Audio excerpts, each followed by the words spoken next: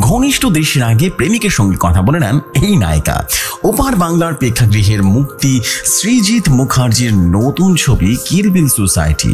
ছবিতে পরমব্রত চ্যাটার্জি এবং কোষানী মুখার্জির ঘনিষ্ঠ দৃশ্য নিয়ে আলোচনা কিন্তু কম হয়নি। সম্প্রতি ভারতীয় গণমাধ্যমকে দেওয়া এক সাক্ষাৎকারে এই বিষয় নিয়ে কথা বলেছেন নায়িকা। কিন্তু টলিউডের ঘনিষ্ঠ দৃশ্যের শুটিংয়ে নারী সুরক্ষার বিষয়টি উঠেছে বারবার, তাই বাইরে থেকে আনা হয়েছিল বিশেষ কোঅর্ডিনেটর। ছবির পরিচালক অভিনয় শিল্পীরা এই নিয়ে সেশন করেছিল। সংস্কারের কৌশানী এই সাফল্যের মাঝে প্রসঙ্গে উঠে আসে প্রেমিক অভিনেতা বনিকে নিয়ে।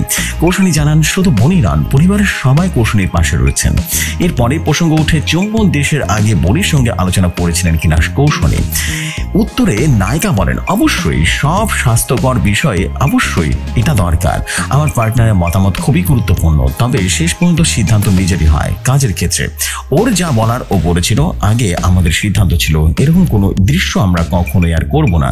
নায়িকা আরো বলেন, আমরা দুজনেই সম্পর্কে থাকার পরেও এটাই প্রথম আইস ব্রেক মোমেন্ট ছিল। আগে বনির বর্মাদের লিপ কিস ছিল, কিন্তু তখন আমি এটা ওর জীবনে ছিল না, তবে এমন দৃশ্য আমি জীবনে রয়েছে, ফলে একটু সময় লেগেছিল, তবে চরিত্রের জন্য এটা অ্যাকসেপ্টেবল।